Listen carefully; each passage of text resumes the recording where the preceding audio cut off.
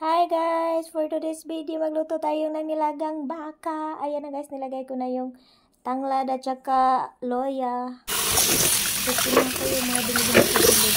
Pero meron pa ding natira guys, hindi ko siya nakita. Oh, yan oh, may natira pala.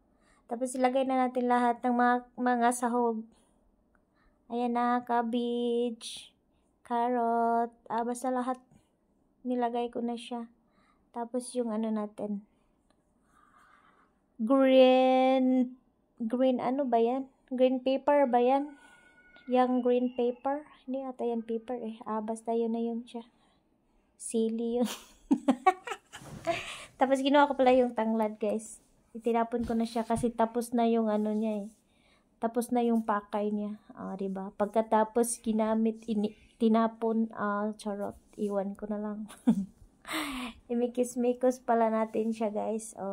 At nidagdagan ko siya ng seasoning. Pero in fairness, ang sarap na niya, guys. Tapos, ang bango, hindi mo talaga malasahan yung baho ng yung baho ng baka. Kasi yung seasoning na yun, pang siya eh, pang nilagang baka. Tapos, ang bango na niya. Sige, natin siya ng cabbage. Kumulo na siya. Minikos-mikos na naman natin siya. Tapos ang ng baka na yan guys, yung buto ng baka. Kasi marami siyang maraming laman. Pinikos-mikos na naman natin siya hanggang matuto. At this is it, pansit. Luto na. 장학생 선발을 위해서 필요한 서류는 크게 두 가지인데요. 첫 번째로는 자기소개서, 두 번째로는 뭘까요?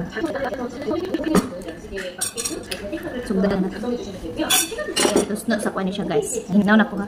Hinaw na ko to sa tuig. Terus na daw na ko siya sa.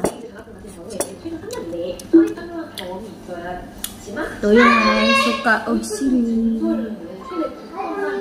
Kurog na sa guto.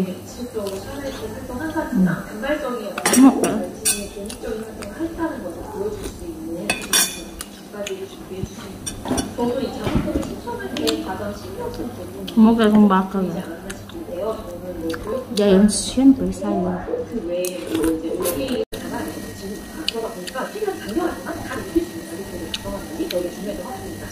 내가 공적인 활동을 많이 하고 충분히 지원 가능하고 간단한 학교 교대 등반을 수업을 했을 때 충분히 가능하다 보니까 다양한 많은 사람들이 당근에 주저하지 않고 지원했으면 좋겠습니다. 이 영상을 보고 계신 여러분도 사회에 기여하고 싶은 마음이 있다면 서울이나 국립 인재단에 도전해주세요. 자세한 사항은 서울대학교나 홈페이지에서 확인해 보실 수 있으며 많은 분들이 지원을 하셔서 Bumok kayo guys.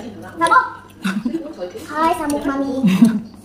Goodbye, Mami. I'm going to go to get Wala napansin. Samok na ko. Bye. Bye, Mami. Bye. Bula.